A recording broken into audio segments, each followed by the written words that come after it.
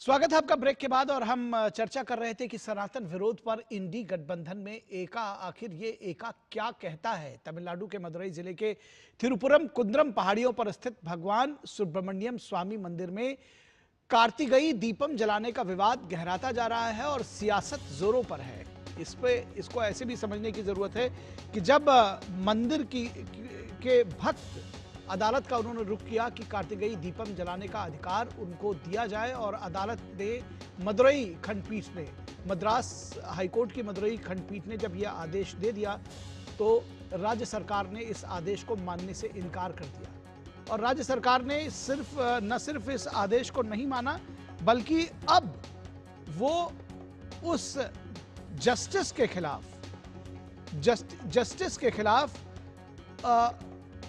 संसद में महाभियोग लेकर के आ रहे हैं। और इस महाभियोग पर विपक्षी सांसदों के, यानी विपक्ष की तमाम पार्टियों को 120 सांसदों के दस्तखत हैं। और दरअसल ये जो पूरा विवाद है, 1996 के एक अदालती आदेश के अनुसार दीप का मंदिर के निचले हिस्से में जलाया जाना चाहिए था, लेकिन अदालत का यह मानना था कि जो उसके बगल में एक दरगाह है और दरगाह के लोग जो मंदिर का अधिकार क्षेत्र है उस पर लगातार कब्जा करने की कोशिश कर रहे हैं।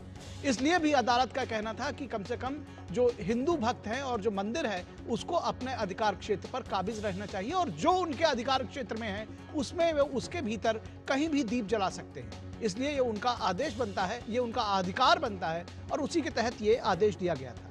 हिंदू भक्तों की मांग पर यह आदेश आया था, लेकिन अब इसमें विवाद वहीं नहीं खत्म हुआ, बल्कि मंदिर के पक्ष में आदेश पारित करने वाले हाईकोर्ट के मदुरई बेंच के जस्टिस GR स्वामीनाथन के दीपथून आदेश को आधार बनाते हुए 120 विपक्षी सांसदों ने उनके खिलाफ संसद में महाभियोग की अर्जी दे डाली है।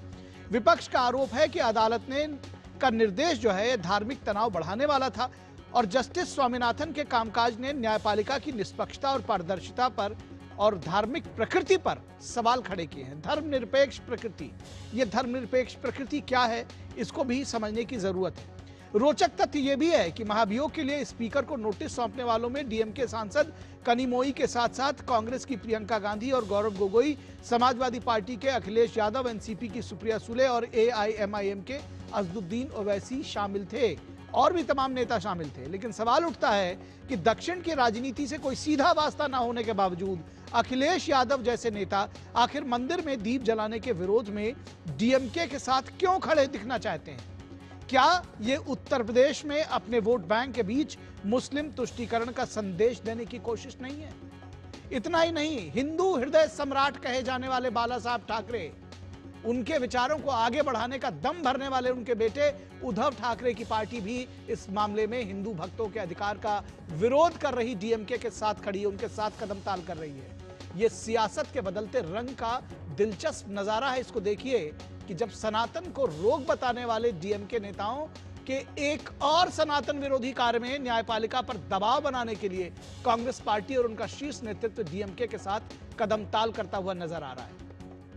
आखिर अगर इस पर प्रश्न उठाया जा रहा है कि यह तुष्टीकरण की राजनीति नहीं तो और क्या है? बीजेपी का साफ कहना है कि यह हिंदू हितों का वैध संरक्षण करने पर न्यायपालिका को खुले तौर पर धमकाने जैसा है, और यह मुस्लिम तुष्टीकरण की हताश कोशिश है। यह जानना भी दिलचस्प है कि इस पूरे विवाद में मंदिर के अधिकार क्षेत्र में दीप जलाने पर रोक लगाने की मांग मुस्लिम संगठनों की ओर से न होकर राज्य सरकार ने इसे स्वतः संज्ञान में लिया है। इस बीच कानूनी कार्रवाई का पालन करते हुए जस्टिस GR स्वामीनाथन ने राज्य सरकार पर अदालत का आदेश न मानने पर अवमानना की कार्रवाई की शुरुआत कर दी है, और चीफ सेक्रेटरी को वीडियो कॉन्फ्रेंस के जरिए कंटेम्प्ट ऑफ कोर्ट की सुनवाई के लिए उपस्थित रहने का आदेश दिया है। वहीं तमिलनाडु सरकार दीप जलाने के आदेश को चुनौती देते हुए जाहिर तौर पर सुप्रीम कोर्ट पहुंच गई है। जब वो संसद में महाभियोग लाना चाह रही है तो सुप्रीम कोर्ट तो जाएगी। और इस मामले पर कांग्रेस नेता मनीष तिवारी का कहना है कि सांसदों को महाभियोग लाने का संवैधानिक अधिकार है, तो कुछ भी संवैधानिक अधिकार है वो उसको लेकर आएंगे। जजेस इंक्वायरी एक्ट के तहत एक इंक्वायरी होती है। इंक्वायरी में अगर सब कुछ ठीक पाया जाता है, इम्पीचमेंट वहीं रुक जाती है। नहीं पाया जाता तो सदन में वापस आता है। सदन में जो संबंधित जज हैं उसको उनका अपना पक्ष रखने का खुद या अपने वकील के जरिए मौका मिलता है। ये तो संवैधानिक प्रक्रिया है। आप सांसदों को अपने संवैधानिक अधिकार इस्तेमाल करने से कैसे रोक सकते हैं? तो कोई आपको संवैधानिक अधिकार इस्तेमाल करने पर रोक नहीं रहा है, लेकिन प्रश्न नियत का और उसके पीछे की सियासत का है। जिस सियासी एजेंडे की हम बात कर रहे हैं वो समझने की जरूरत है। एआईडीएमके के नेता कोवई सत्यम ने कहा है कि ये डीएमके का पॉलिटिकल स्टंट है, ये जुडिशरी को धमकाने की कोशिश है। You need to have 100 MPs or 50 Rajya Sabha. DMK doesn't have that strength. Nor anybody in their India alliance will come forward to join them in this impeachment. It's that nothing but a political stunt and trying to instigate the judiciary. You have seen what R.S. Bharati, the senior leader, said once. It is the mercy of DMK that people from the downtrodden community become the judge, right? So that's their attitude. They feel that everybody are at their disposal, including judiciary and including the judges. और BJP नेता नारायण तिरुपति का कहना है कि DMK Hindu विरोधी है। Government, in order to support, in the name of supporting Muslims, the government unnecessarily intervened here, and they have taken objection to the High Court's order. The last 4.5 years we have been saying that there has been a law and order breakdown in Tamil Nadu. Why? Because even the police, they are not respecting the law. They are not respecting what the judge has said. And this is what? This is anti-Hindu policy of the Dravida model to take the votes of minorities. They are trying to, support them. This is what they are doing, and this is highly condemnable. और इस पूरी खबर पर बातचीत करने के लिए हमारे साथ खास मेहमानों का पैनल जुड़ा हुआ है, उनसे आपका परिचय करा दें। हमारे साथ डॉक्टर कौशल कांत मिश्रा, बीजेपी के प्रवक्ता, जुड़े हुए हैं। डॉक्टर मिश्रा, बहुत स्वागत है आपका। दुष्यंत नागर, पॉलिटिकल एनालिस्ट हैं और कांग्रेस के समर्थक हैं, तो कांग्रेस का पक्ष रखेंगे। दुष्यंत नागर जी, बहुत स्वागत है आपका। विनोद मिश्रा, हमारे सलाहकार संपादक, विनोद जी, स्वागत है आपका। और इस चर्चा की शुरुआत करेंगे। सबसे पहले विनोद जी, ये समझने की कोशिश करेंगे, तो इसके पीछे तो बहुत सारी बातें हैं। बार बार ये कहा जा रहा है, बीजेपी की तरफ से भी आरोप लगाया जा रहा है कि ये जुडिशरी को धमकाने जैसा है, ये सनातन का विरोध है, सनातन को कीड़ा मकोड़ा और रोग बताने वाले डीएमके के साथ कांग्रेस भी खड़ी है, अखिलेश यादव भी साथ खड़े हैं, कांग्रेस भी साथ खड़ी है। ये मैसेज क्या देना चाह रहे हैं? निखिल, जो इन पे महाभियोग लगाया गया है जस्टिस स्वामीनाथन पे, उसमें ये आरोप लगाया गया है कि जस्टिस स्वामीनाथन ने एक पार्टी की विचारधारा को लेके इस तरह का फैसला दिया है जो धर्मनिरपेक्षता जो देश की है उस पे ये सीधे सीधे उसके खिलाफ है। अब उनकी मंशा क्या है और क्या धर्मनिरपेक्षता है, उसके तो डिफाइन वो अपनी तरह से कर सकते हैं, लेकिन जो हकीकत ये है कि जो जस्टिस स्वामीनाथन का जो जजमेंट था, उस जजमेंट में उन्होंने कहा कि मंदिर परिसर में अगर ये दीप स्तंभ पे जो ये कार्तिकेय दीपम है, उसका जो फेस्टिवल कार्तिक के महीने में एक परंपरा रही है, उसमें जलाने से दिक्कत क्यों है? क्यों दूसरे समुदाय को इससे दिक्कत होगी? ये मंदिर का अपना परिसर है, उस परिसर के स्तंभ पे ये दीप जलाना है। उसमें भी एक टाइम लिमिट था कि सिर्फ 4 दिसंबर तक ही था जी, कि वो 4 दिसंबर तक ही, वो कार्तिक का महीना है, पूरे देश में इस तरह के हिंदू कार्तिक को पवित्र महीना मानते हैं। इस महीने में अलग अलग तरीके से आप देखते हैं पूरे देश में अलग अलग फेस्टिवल लोग मनाते हैं। ये जो मदुरई का है वो आप कह सकते हैं कि वो एक बहुत ही मशहूर एक वहाँ की परंपरा है, जो भगवान मुरुगन के सम्मान में इस तरह का जो दीपोत्सव और दीप का आयोजन होता है, जिसमें उसके पहाड़ी पे ऊंचे जो स्तंभ है उस पर ये दीप का प्रज्वलन किया जाता है। ये परंपरा कैसे बंद हुई, तो ये भी एक इंटरेस्टिंग है। जब आप अखिलेश यादव की बात कहते हैं कि अगर आप ये देखिए कि उसी समय में जब बावड़ी ये मामला उठा था ज्ञानवापी मस्जिद के मामले में, तब भी आपने देखा होगा कि मस्जिद के तहखाने में उस समय में पहले भी पूजा होती थी, तो अचानक मुलायम सिंह की सरकार आई और उसने पूजा बंद करवा दिया। तो अचानक तमिलनाडु की सरकार, ऐसे ही मुलायम सिंह की जैसे सेकुलर थे, उन्होंने इस परंपरा को बंद करा दिया। तो ये अखिलेश यादव का ये सीधे आने का मतलब भी आप समझ सकते हैं कि अगर आप भाई सारे लोग सो कॉल्ड सेकुलर बनने के नाम पे आप एक सनातन की जो एक परंपरा है, उसकी विरासत है, उसकी जो आस्था है, क्या इसमें किसी भी तरह के 1996 के धर्मस्थल कानून का अवलंबन हो रहा है? क्या वो ये स्टेटस चेंज कर रहा है? जो आप कह रहे हैं 1947 के स्टेटस में, ठीक है, ऐसे दर्जनों विवाद है जिसपे स्टे है। ये विवाद करना तो एक फजूल का चर्चा बना रहे हैं। आप एक मंदिर परिषद में उसकी परंपरा है, जो मंदिर परिषद में वो पिलर है उस पे वो दीप प्रज्वलन होता है, आप उसको कह रहे हैं कि ये किसी पार्टी की विचारधारा से प्रभावित है, आप कह रहे हैं कि ये सेकुलरिज्म के खिलाफ है। तो सवाल ये है कि जस्टिस शेखर यादव का नाम आपने सुना होगा जी, इलाहाबाद हाईकोर्ट के एक जस्टिस ने विश्व हिंदू परिषद के एक प्रोग्राम में बस एक सेमिनार में उन्होंने हिस्सा लिया था। 50 एमपी ने यहाँ राज्यसभा में उनके खिलाफ भी इम्पीचमेंट लाया था।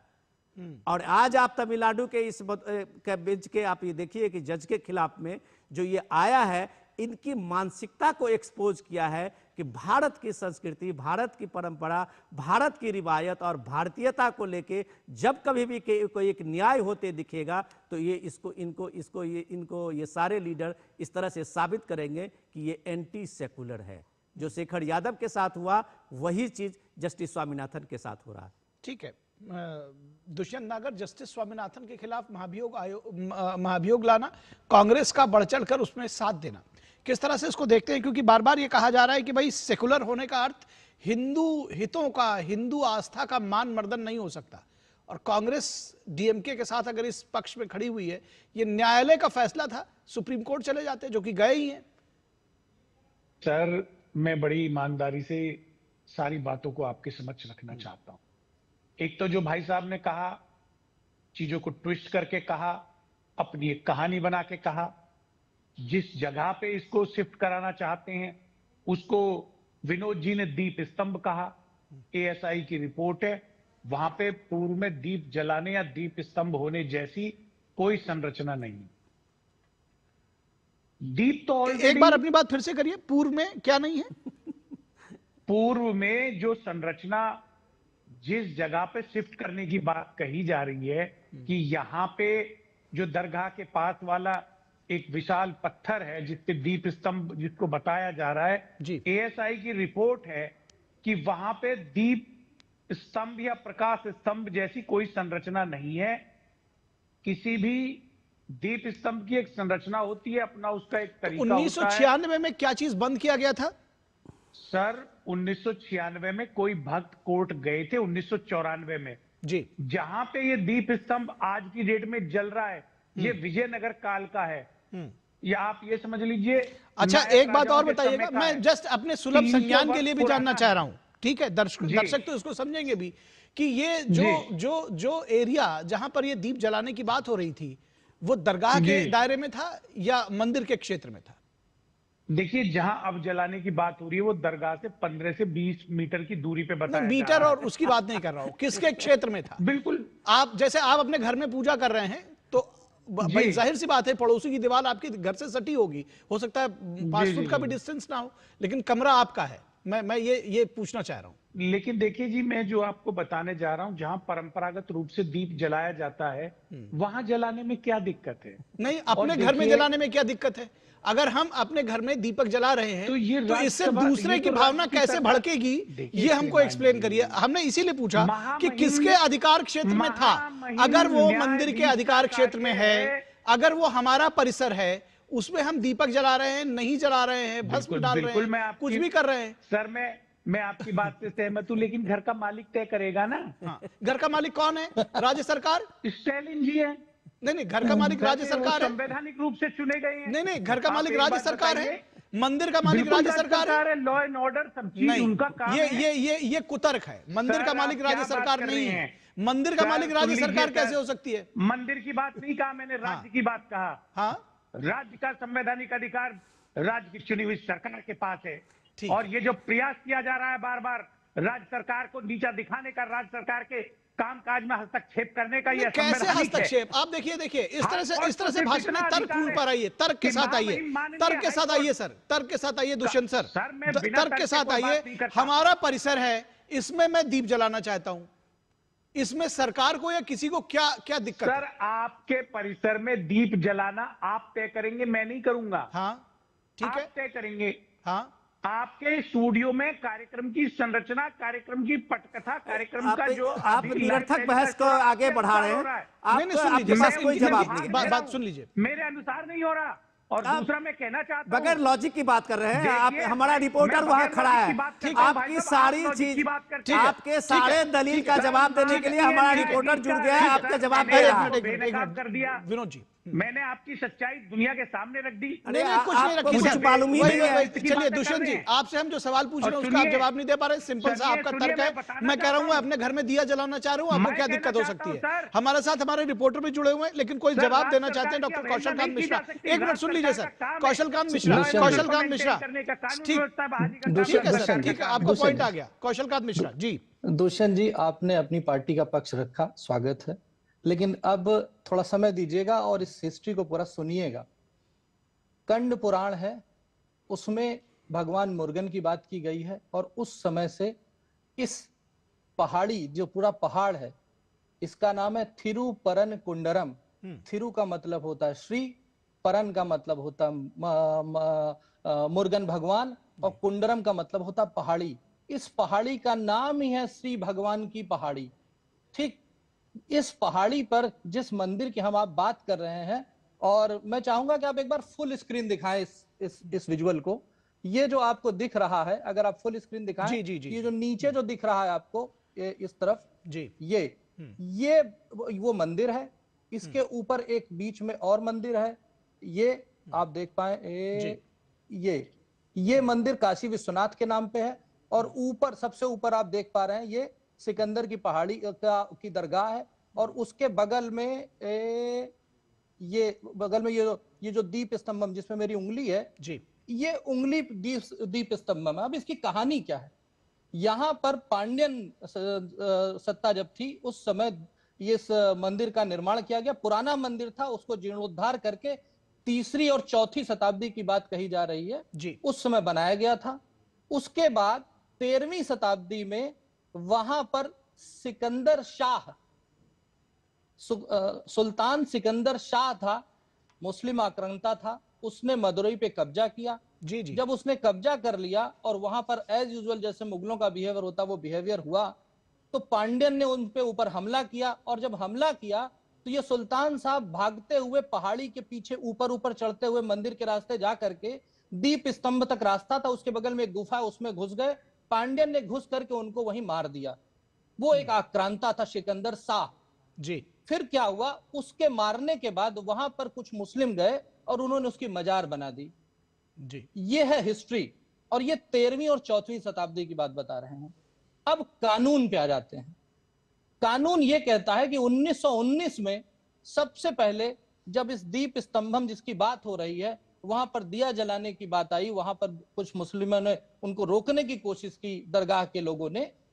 आपको ये समझना पड़ेगा कि किसी सूफी की मजार नहीं है, किसी एक राजा की मजार है, एक आक्रांता की मजार है जो मारा गया। जी, उसकी मजार को इन्होंने एक मस्जिद बना दी। जिस तरीके से बाबरी मस्जिद बन रही है, उसी तरीके से एक आक्रांता की मजार पे मस्जिद बना दी।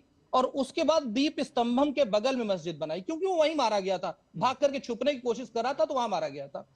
1919 में ये मामला, जब ब्रिटिश के थे उस समय ये मामला कोर्ट में गया, क्योंकि उन्होंने मना किया कि यहां दिया नहीं जलाया जाएगा। तो जो लोअर कोर्ट थी उसने उसके फेवर में जजमेंट दिया और कहा कि दिया जलाया जाएगा। और उसी समय का आदेश है, मेरे पास सारे कोर्ट के आदेश है, उसी समय का आदेश है कि वो पूरी पहाड़ी हिंदू पक्ष को बिलोंग करती है। चूंकि अब एक वहां मजार बन गई है, उस मजार और मजार का रास्ता, सीढ़ियां केवल मस्जिद मुसलमान पक्ष को बिलोंग करती, बाकी उसके अलावा संपूर्ण पहाड़ी हिंदू पक्ष की है। यह मामला अपीलेट कोर्ट में गया। अपीलेट कोर्ट में इसके अपोजिट जजमेंट आया। फिर 1925 में लोग प्रीवी काउंसिल, ब्रिटिश में गए थे, ब्रिटेन में। सोचिए उस समय ब्रिटेन जाकर के हिंदुओं ने लड़ाई लड़ी थी, और प्रीवी काउंसिल ने फाइनल जजमेंट दिया कि पूरी पहाड़ी जो है वो हिंदू पक्ष को बिलोंग करती है, और केवल मस्जिद, जो छोटी मस्जिद बनी है, और उसकी सीढ़ियां, ये दोनों चीजें बिलोंग करती हैं मुस्लिम पक्ष को। जी। अब उसके, और उसमें यह भी क्लियर किया, ये मामला फिर कोर्ट में आया, कोर्ट में यह डिसाइड हुआ, उसने ये कहा कि 15 मीटर के अंदर, 15 मीटर के बाहर हिंदू पक्ष कुछ भी कर सकता है। जी। और दीप स्तंभ, दरअसल मेरा सवाल भी यही था, मेरा सवाल भी यही था। मुझे पूरी बात बताने के लिए, आपका नेशनल चैनल है, राष्ट्रीय चैनल है, मैं पूरा, अरे दुष्यंत जी, राजनीति हम बाद में कर लेंगे दोस्त। कम से कम अभी मैंने कोई राजनीति की बात तो की ही नहीं। मैंने तो हिस्ट्री और फैक्ट नहीं बताया सर, जो देश को बात मालूम में होना दुष्यंत जी राजनीति सुन की नहीं लीजिए, है। आपको फैक्ट दुष्यंत दे जी रहे सुन हैं। तो लो, सुन तो दुष्यंत सही। जी सुन तो लो, मेरे आप पास तो भी बड़े है, अच्छे लेकिन प्रवक्ता मैं हो सर। आपको सर कानून के मेरी बात आधार तो पे सुनो सर, इस मुनो सब सर की सर सर व्याख्या एक मिनट, करने दुष्यंत का जी एक दुष्यंत जी आपकी आएंगे बात आपके सुनना पास, चाहता हूं। दुष्यंत जी दुष्यंत आएंगे। भाई, दुष्यंत भाई, आप ये देखिए कि उसके बाद 65, उसके बाद 94 में लोग कोर्ट गए, क्योंकि वहां पे मंदिरों का सारा कंट्रोल उन्होंने एक HRNCE एक्ट बना करके सरकार को दे दिया है। और वो सरकार जो हिंदुत्व के संपूर्ण विनाश के लिए कॉन्फ्रेंस करती है, उसका जो मंत्री है, मंदिर मंत्रालय का जो खुद मंत्री है, वो जाकर के उस कॉन्फ्रेंस का चीफ गेस्ट बनता है। एक ऐसी सरकार जो हिंदुत्व को खत्म करने का विचारधारा रखती है, अगर ऐसी सरकार के हाथ में उस मंदिर की चाबी होगी तो क्या होगा। अब बात है इस इशू की। इस इशू में एक भक्त गए, भक्त ने कहा कि हमें उस दीप स्तंभ जला, उस पहाड़ी की चोटी पर जो दीप स्तंभम है सदियों से जला जा रहा है। और ये केवल यहीं की प्रथा नहीं है, पूरे तमिलनाडु में इस महीने में, पूरे जी। तमिलनाडु में हर पहाड़ की चोटी पर दिया जलाने की प्रथा हिंदुओं की हमेशा से रही है, इसी जगह की नहीं है, हर जगह रही है। उस प्रथा को आगे चलाने के लिए 1994 में एक गए थे।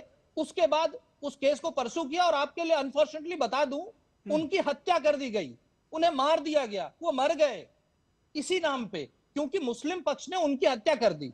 उसके बाद ये मामला फिर दोबारा आया 2019 में, और 19 के बाद ये मामला आज आया जब हाईकोर्ट ने जजमेंट दे दिया हाँ। कि ये पूरा तो जिस हिंदू को जिस बिलोंग जज ने करता है। जजमेंट दिया जिस है, बंच- और आपने बताया कि जो पिछले बार पक्षकार थे, हिंदू पक्षकार, मुझे उम्मीद है कि दुष्यंत जी इसको सुन रहे होंगे, जो पिछले बार हिंदू पक्षकार थे उनकी हत्या कर दी गई, और इस बार जिस जज ने फैसला दिया है उनके खिलाफ महाभियोग लाने की तैयारी है। तो आप कहते हैं कि ये तुष्टीकरण नहीं देखिए है, जी, आप कहते हैं कि नहीं बिल्कुल। ये ठीक है। हम आपके पास आएंगे दुष्यंत जी, उससे पहले हमारे रिपोर्टर रितेश रंजन खड़े हैं, हम वहां पे जानना चाहेंगे। रितेश, थोड़ा सा समय दे कंटेम्प्ट देते ऑफ, सर। मैं आ रहा हूं, कंटेम्प्ट ऑफ कोर्ट की कार्रवाई भी जारी करने की बात सामने आ रही है। क्या है ये पूरी खबर, क्या क्या जानकारी आप देंगे हमको वहां से? मामला जो इसी मसले से जुड़ा हुआ है। जब कोर्ट मामले की सुनवाई करते हुए मद्रास हाईकोर्ट की मदुरई बेंच ने जस्टिस GR स्वामीनाथन ने इस मामले में पक्षकार के पक्ष में फैसला दिया कि हाँ आप जा सकते हैं, लेकिन 10 लोगों के साथ जाइए और वहां जाकर के दीप प्रज्वलित कर सकते हैं। तो जब ये मामला जाया जाता है तो उससे पहले जो है सरकार कहती है कि हमने एहतियातन वहां पे धारा 144 लगा दी और वहां लोगों को इकट्ठा होने से मना कर दिया। लेकिन ये मुझे सरकार का जस्टिस का GR स्वामीनाथन ने जब इस मामले की सुनवाई की तो उन्होंने कहा कि ये पहला मामला नहीं है जब राज्य सरकार की तरफ से कोर्ट के आदेश की अवहेलना की गई है। इससे पहले भी कांचीपुरम के एक पर्वत पर मुरुगन स्वामी का मंदिर बनाया गया और डिस्ट्रिक्ट कलेक्टर के आदेश के बाद उस मूर्ति को उखाड़ दिया गया। बावजूद इसके कोर्ट ने जब फैसला सुनाया तो उस पर कोई कार्रवाई नहीं की गई। और ऐसे कई मामले जब सुनवाई हो रही थी, सुनवाई के दौरान जस्टिस स्वामीनाथन ने इस बात का जिक्र किया और कहा कि ऐसे सिर्फ एक मामले को लेकर के, सिर्फ एक जिले की बात को लेकर के कंटेम्प्ट पिटीशन पर सुनवाई नहीं की जा रही है। उन्होंने कई ऐसे मामलों का जिक्र किया लगातार और उन्होंने कहा कि इस मामले में अब चीफ सेक्रेटरी को कोर्ट में वीडियो कॉन्फ्रेंसिंग या प्रत्यक्ष रूप से उपस्थित होना होगा और राज्य सरकार का पक्ष रखना होगा। उधर वहीं ADG लॉ एंड ऑर्डर को भी कहा गया है कि वो इस मामले में बताएं कि कैसे ये जो है राज्य सरकार के मामले की जब राज्य सरकार ने कोर्ट के आदेश की अवहेलना की है। जबकि मैं आपको बता दूं कि जब मामला सुनवाई के लिए आया उसके बाद आदेश आ गया तो आदेश के बाद CISF के साथ 10 लोगों की टीम गई, 10 लोगों को लेके जाया जा रहा था। वहां पहले से राज्य सरकार ने पुलिस व्यवस्था टाइट कर दी और ये रखा कि राज्य सरकार का ये कहना है कि सामाजिक सद्भाव न बिगड़े। हाँ ठीक है, ये जानकारी आई, ये जानकारी आ गई। रितेश आप बने रहिए हमारे साथ। दुष्यंत नगर आपके पास बहुत सारे चीजें, दुष्यंत नगर बहुत सारी चीजें। एक चीज आप जब अपनी बात कहने जा रहे हैं उसमें मैं चाहता हूं कि एक बात और जोड़े। आप समाजवादी पार्टी के साथ में कांग्रेस और आप कदमताल कर रहे हैं, साथ में साथ चल रहे हैं, बिल्कुल ठीक बात है। तो क्या ये उत्तर भारत में आप लेकर आना चाह रहे हैं, इसकी मैसेजिंग जो है वहां से यहां, ये इसकी कोशिश है क्या? देखिए, समाजवादी पार्टी और कांग्रेस का एक नैसर्गिक वैचारिक गठबंधन है और कदमताल में अभी 10 मिनट पहले आदरणीय अखिलेश यादव जी यहाँ आए हुए थे नोएडा में, मैं उनसे अभी मिल के आ रहा हूँ। बहुत अच्छा है। ये चीज अलग है और वो एक चीज अलग है। देखिए, मैं दो बातें कहना चाहता हूँ। सर, उत्तर प्रदेश में चुनाव आया तो कुछ लोग हनुमान चालीसा का पाठ करने के लिए आगरा के ताजमहल भी एक मकबरा है, वहां भी दरगाह, वहां आ गए। महाराष्ट्र में चुनाव हुआ, औरंगाबाद में अनायासी जो है खबरें बन गई। तो चुनाव के नाम पर क्या हिंदू आस्था, हिंदू हितों की अनदेखी कर दी जाए कि चुनाव है इसलिए नहीं देंगे? कभी नहीं। कार्तिक का महीना है ना, कार्तिक का महीना फिर अगले साल आएगा, चुनाव 5 साल बाद आएगा। मैं आप समझिए इसको। के साथ हूं, मैं मिश्रा जी के साथ हूं, लेकिन अब मेरी बात सुन लीजिए। हाँ, औरंगाबाद का मुद्दा वहां आ गया कि जी हम औरंगजेब की कब्र को निकालेंगे। महाराष्ट्र का चुनाव जीत गए। आपका पॉइंट क्लियर हो गया सर? नहीं सर, मैं पूरी बात कर लेने दीजिए। हाँ, अच्छा। औरंगाबाद का मुद्दा, औरंगजेब का मामला अब ठंडा हो गया, अब ये नया मुद्दा आ गया है। मैं तो ये कहना चाहता हूँ, ये मुद्दा तो आप ही लोग लेकर आए हैं भाई। वहां पर वो कह रहे, कोई कह रहा है हम अपने घर में दिया जलाना चाहते हैं। निखिल जी, आपने कहा नहीं जलाने दूंगा और मुद्दा लेकर के आ गए। जी ठीक, दुष्यंत जी, कौशल जी 10 सेकंड में जवाब दूंगा, फिर कौशल जी कुछ कहना चाह रहे, सुन लीजिए। दुष्यंत जी 10 सेकंड जवाब दूं। दुष्यंत जी, आप यही कह रहे हैं कि जहां जहां चुनाव होता है वहां वहां ये मुद्दा आ जाता है। तो सर, 1 नेशन 1 इलेक्शन का कॉन्सेप्ट मोदी जी लेके आए हैं, आप लोग विरोध क्यों कर रहे हैं? कम से कम आप ये वाली राजनीति तो छोड़ देंगे कि 1 नेशन 1 इलेक्शन अगर हो जाएगा तो कम से कम बार बार ये नहीं कहेंगे इलेक्शन का मुद्दा है। समस्या क्या है कि जब भी हिंदू आस्था की बात आती है, मंदिर की बात, अगर पूरे देश में हिंदू मंदिरों के साथ बुरा बर्ताव किया गया है, सौतेला बर्ताव किया गया है केवल तुष्टीकरण की राजनीति के चक्कर में, और आज हमारा विपक्ष इतना नीचे गिर गया है कि जिस तरह से आजादी के पहले मुस्लिम लीग बन गई थी, वही हाल आप लोग। आखिरी कमेंट। अरे साहब ठीक है, जो हो रहा है वो जनता देख रही है, जो हो रहा है वो जनता देख रही है। दुष्यंत जी, जो हो रहा है जनता देख रही है, हमने तो फैक्ट सामने रखा है, जो हो रहा है जनता देख रही है। विनोद मिश्रा जी के साथ मैं आखिरी कमेंट्स लेना चाहूंगा। विनोद जी, ये आपको लगता है कि मैसेजिंग उत्तर भारत में अखिलेश यादव को वहां के मंदिर से क्या लेना देना है, लेकिन वो साथ में इसलिए खड़े हुए हैं कि उनको मैसेज अपने यहां पर मुस्लिम तुष्टीकरण, अपने यहां के मुस्लिम्स को, अपने वोटर्स को देना है? मैं सीधे तौर पर सवाल पूछ रहा हूं आपसे। देखिए डॉक्टर साहब ने तो पूरा एक इतिहास सब कुछ बताया है जी। मुझे लगता है कि आपके पूरी स्टोरी का जवाब डॉक्टर साहब के पूरे जो अभी तक जानकारी दी है। दुष्यंत जी, आप क्या कह रहे थे मुझे नहीं मालूम, और ये सोर्स किया था आपका, उन्होंने एक हिस्टोरिकल फैक्ट दिया है। आप मानिए ना मानिए, भगवान मुर्गन को आप मानिए ना मानिए, भगवान मुर्गन को आप मानिए ना मानिए, सुनिए आप, जो मैं आपका एक जवाब दे रहा हूँ। आपके लिए भगवान मुर्गन का कोई आस्था नहीं हो सकता है, लेकिन तमिलनाडु में उस मदुरई में उनके आस्थावान की भी कोई संविधान, इसी देश का संविधान रक्षा करता है। इसी देश में भगवान मुर्गन के आस्थावान जो लोग हैं उनका भी इस देश में सम्मान है। यह संविधान उनको भी एक गारंटी देता है। ऐसा नहीं होता है कि किसी को बुरा लगेगा, इसीलिए आप सुन लीजिए। आप सुनते नहीं है, खाली आप अखिलेश यादव से मिलके आ गए हैं तो ये बात हमें बता रहे हैं। सुन तो लीजिए। सवाल ये है कि अखिलेश यादव और प्रियंका गांधी जो दिखना चाहती है, देखिए इस महाभियोग का कोई असर नहीं होगा। सुनिए, सभी जानते हैं, बिल्कुल ठीक बात। इस महाभियोग का कोई असर नहीं होगा, क्योंकि ये महाभियोग अभी जिस प्रोसेस में इन्होंने लाया है, उनके पास में वो नंबर होंगे या नहीं होंगे ये पता नहीं। अखिलेश यादव जो इस बीच में कूदे हैं और जो प्रियंका गांधी इसमें आई है, ये मामला SIR जैसा ही है। आप दिखना चाहते हैं, आप भ्रम फैलाना चाहते हैं उस मुस्लिम समाज में कि हम आपके हितैषी हैं, हम आपके सबसे बड़े एडवोकेट हैं। SIR का मामला हो, कहीं से मुस्लिम वोटर का मामला नहीं है, लेकिन आप घसीट के लाते हैं कि ये मुस्लिम के वोट के नाम कट रहे हैं। ये सीधी सीधी यही बात है। अखिलेश यादव का आप अखिलेश यादव तमिलनाडु के मदुरई में दूसरा अयोध्या बनाना चाहते हैं? आप ये काम कर रहे हैं, ये पूरा इंडिया गठबंधन दूसरा अयोध्या आप तमिलनाडु में बना रहे हैं। जो बात आप लोग कर रहे हैं, जो विरोध कर रहे हैं, एक इमोशंस के, एक भावना को, जो वहां की परंपरा हजारों साल की रही है, और उसको अपने परिसर में दीपोत्सव करेगा, दीप जलाएगा, तो उसको आप कोर्ट ले जा रहे हैं, सुप्रीम कोर्ट ले जा रहे हैं। ठीक है विनोद जी, आप मानिए इस बात। ठीक है विनोद जी, ठीक है। मैं देख रहा हूं कि बहुत देर से डॉक्टर कौशल कांत कुछ कहना चाह रहे हैं। जी निखिल जी, कुछ कहना चाह रहा हूं। दुष्यंत साहब सुनिएगा। सर आप लगातार कुछ कहते ही रहे तब से। हाँ, आप कौशल जी को सुनिए।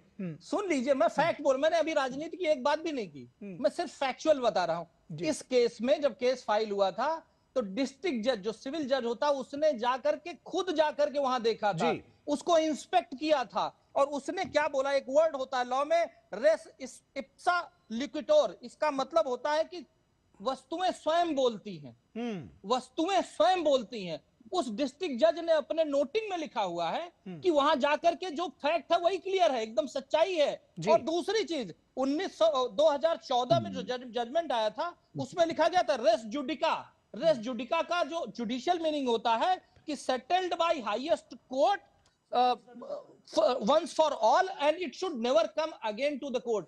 ये दोनों वर्ड इस पर्टिकुलर इशू के लिए लिखे जा चुके हैं। उसके बाद भी वहां की जो सरकार है, मंदिर चूंकि उनके कंट्रोल में आता है, तो आप सोचिए मुसलमान नहीं गया कोर्ट में, मुसलमान ने अपोज नहीं किया, मुसलमान को प्रॉब्लम नहीं है वहां दिया जलाने से। प्रॉब्लम किसको है? वहां की सरकार को प्रॉब्लम है, क्योंकि उन्हें मालूम है उनकी सरकार ऐसी है जो हिंदू धर्म के खिलाफ काम करती है। मैं तो सुप्रीम कोर्ट से ये रिक्वेस्ट करूंगा कि बिल्कुल नहीं फैक्ट्स जो है वो सामने हैं। अब ये दर्शकों को चलिए ठीक है, चलिए इस चर्चा को ये विराम देंगे। ठीक है दुष्यंत जी, ठीक है दुष्यंत जी, इस चर्चा को ये विराम देंगे और ये दर्शकों के ऊपर छोड़ देते हैं कि ये सारे फैक्ट्स हमने उनको बताए हैं कि कोई अपने घर में अगर दिया जलाना चाहता है तो उसके पड़ोसी को कैसे दिक्कत हो सकती है कि आप अपने घर में क्या कर रहे हैं। और अगर आप कह रहे हैं, और इसमें भी जो अभी फैक्ट और जोड़ा कि इसमें कोई मुस्लिम संगठन या मुस्लिम धर्मावलंबी ने उसने कुछ नहीं कहा है, राज्य सरकार ने स्वतः संज्ञान लिया है कि भाई साहब उनको दिक्कत होगी, आप अपने घर के अंदर दिया मत जलाइएगा। ये जो दर्शक है उनको समझने दीजिए, वो वोटर भी हैं, समझदार हैं, वो समझेंगे इस बारे में। बहुत शुक्रिया आप सभी लोगों का, डॉक्टर कौशल खान, दुष्यंत नागर और विनोद मिश्रा जी, और हमारे संवाददाता रितेश का भी बहुत शुक्रिया।